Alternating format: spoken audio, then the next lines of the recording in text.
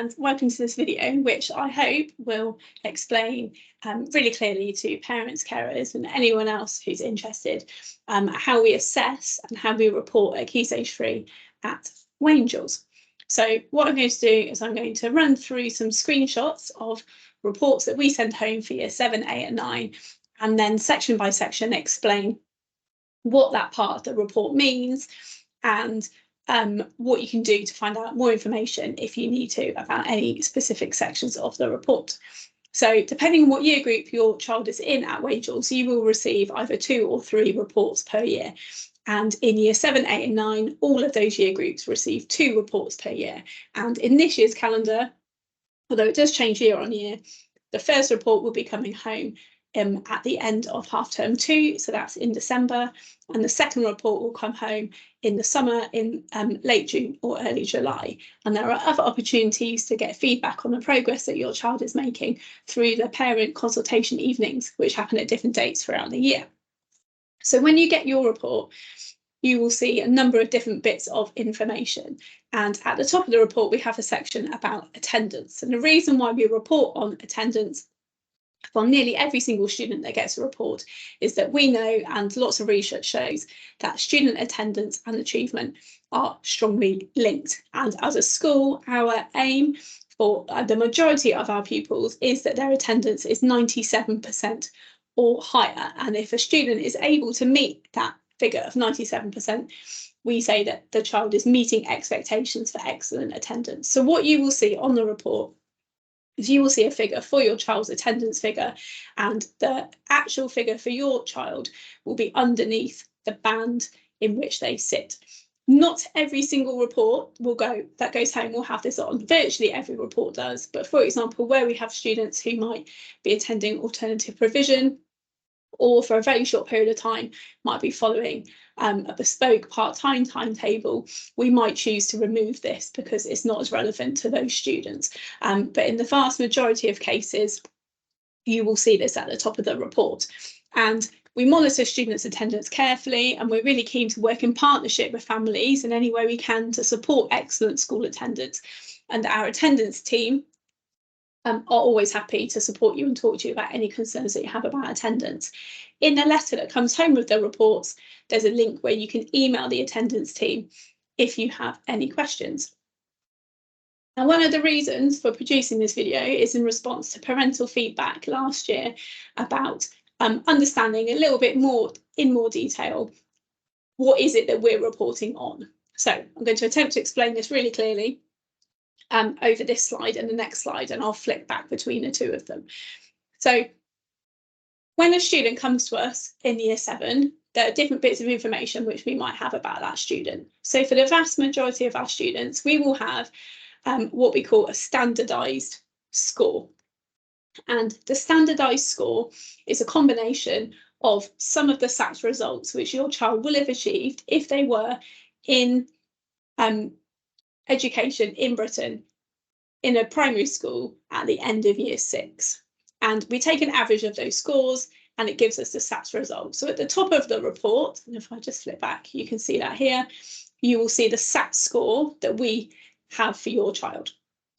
What we also do, and we do this for all students, is we also do something called the CATS tests. And the CATS tests are a series of tests which measure things that the SATs don't. So for example, kind of reasoning tests, and we also use those scores. And what we do is we use a combination of the SAT score and the CAT score to put students into one of 3 bands. So we have band X, band Y and band Z, and then depending on how where their score fits within that band, we allocate them a number of steps. And before I talk about the steps in a little bit more detail, just to say that students who are not in the English education system at the end of year 6 do not have SATs results.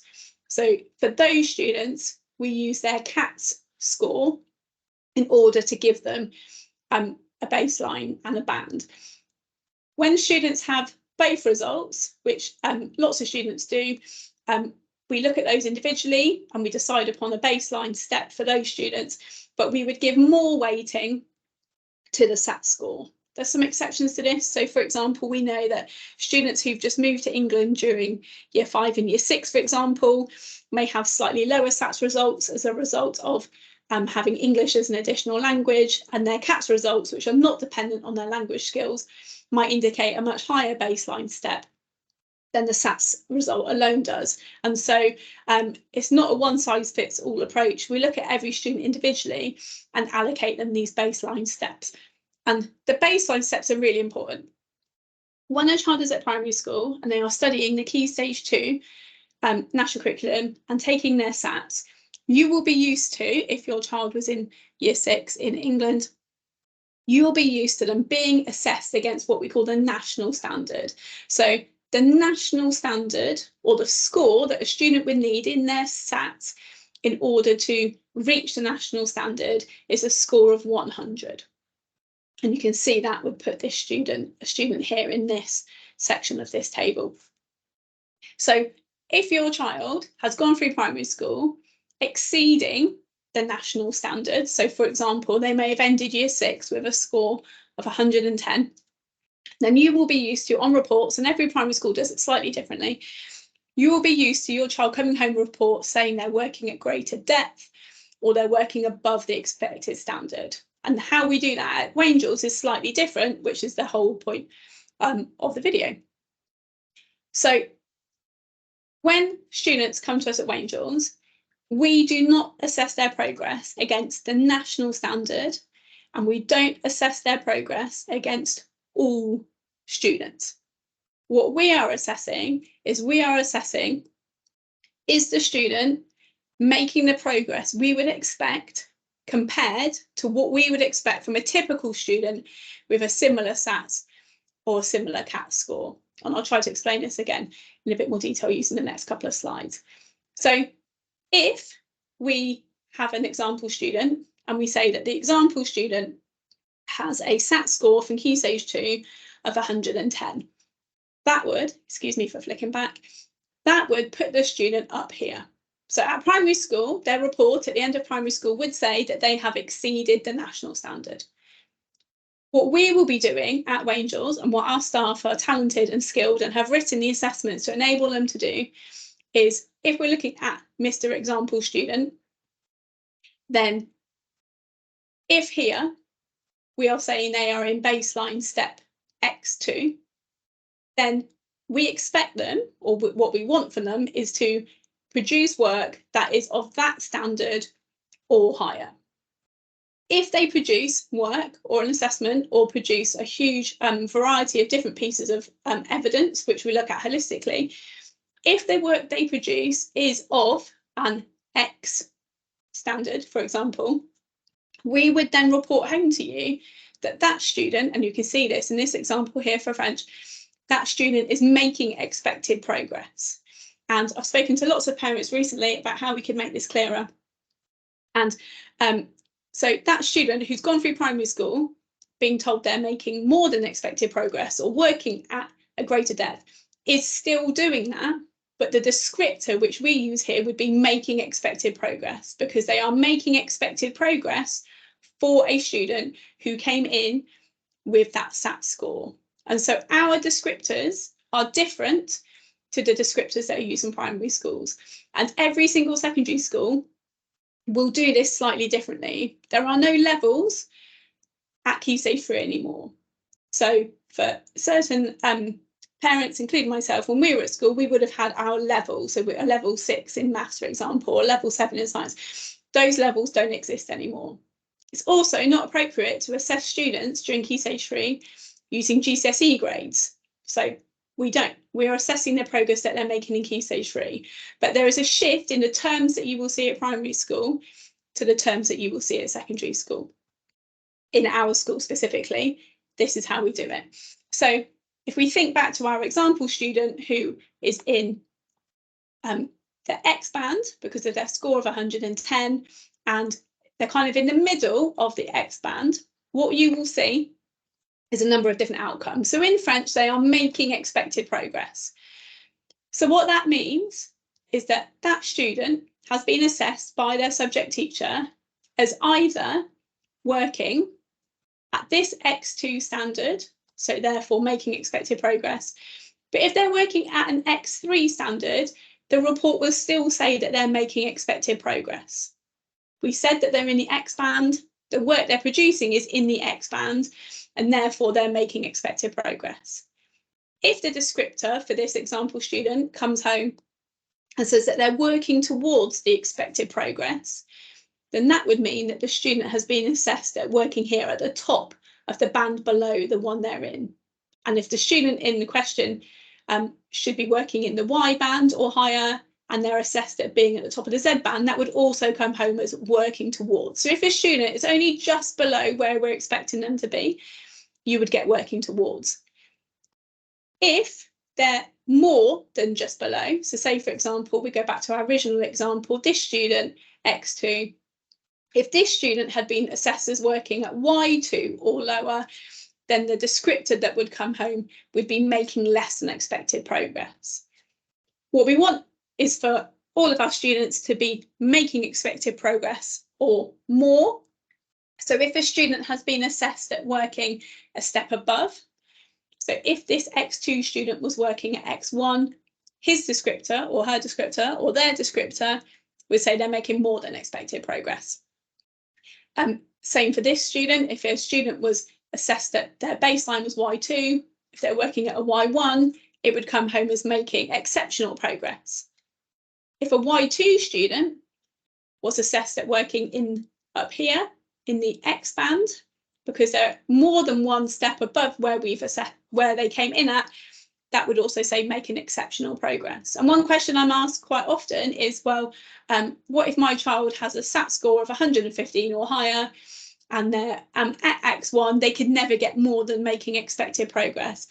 So that's not accurate. They can get making exceptional or making more than expected progress, because behind the scenes, we have in our reporting system, staff are able to say if they've exceeded X1. So an X1 student can still get a report home that that indicates they've made more than or they've made exceptional progress.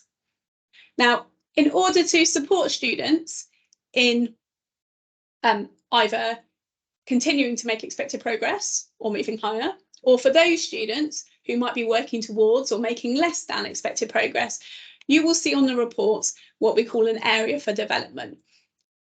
Parents and guardians who had children in the school last year will recall that instead of the actual comment being on the report, there was a number and you had to go and look it up on a key. Now, this year, I'm glad to say that we've overcome our technical difficulties, and you will see the area for development comment on the report. And these comments have been generated by class teachers and heads of subject, and they specifically refer to the curriculum that the students have studied over the time that the report refers to. So this is an individual comment that has been picked for your child. On the report, you can just see the individual comment that applies to that subject.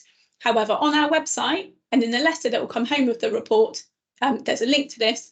You can go and look and you can see all of the different comments. So while this student's area development is to take advantage of all opportunities to speak French, you could go and look on the school website and you can see all of the comments that could have been chosen. So then that gives you some guidance. And if you want to support your child at home, you can look at those together and you can look at some of the other things which they might be able to do to maintain their good progress or to make better progress. Another part that you'll see on the report is about attitude to learning. And we judge a student's attitude to learning as one of 5 descriptors, which you can see on the screen, with exceptional being at the very top and rarely being at the very bottom. And our aim for all students is that in as many subjects as possible, they are always Wayne-Jules ready. And there are lots and lots of different ways in which students might be judged as being Wayne-Jules ready, which you can see at the top of the slide. But sometimes, where students are not always Wayne-Jules ready, we will give a focus. So you can see on the right hand side that for an example student, in 2 of their subjects, they were judged to be usually Wayne-Jules ready. So that means in most lessons they are. There might be the odd lesson where they're not Wayne-Jules ready, but in the vast majority of their lessons they are. And Subject teachers have the option to pick a word which describes what the student could do to be more Wangels ready. And again, in the letter that's come home and in response to feedback over the last year, I've put some more in-depth guidelines and information which will allow you to have a look at that and to talk to your child about that section. And then at the bottom of the report, what you will see is about our personal development goals. So the personal development goals have been up and running for a few years now. They're very well embedded and students are really, really good at working their way through them. They have a little booklet. You can ask your child to look at the booklet.